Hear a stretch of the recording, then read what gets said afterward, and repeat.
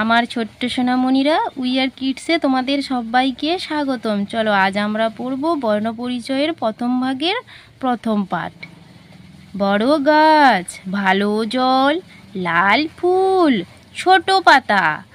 তারপরে পড়ব দ্বিতীয় পাঠ। পথ ছাড়ো, জল খাও, হাত ধরো, বাড়ি যাও। তারপরে আছে তৃতীয় পাঠ।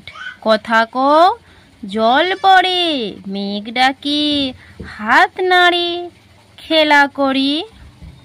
তারপরে কি আছে চতুর্থ পাঠ। কি পড়ো, কথা কও, ধীরে চলো, কাছে এসো, বই দেখো। তারপরে আছে পঞ্চম পাঠ। নতুন ঘটি, পুরাতন বাটি, কালো পাথর, সাদা কাপড়, শীতল জল। তারপরে আছে ষষ্ঠম পাঠ।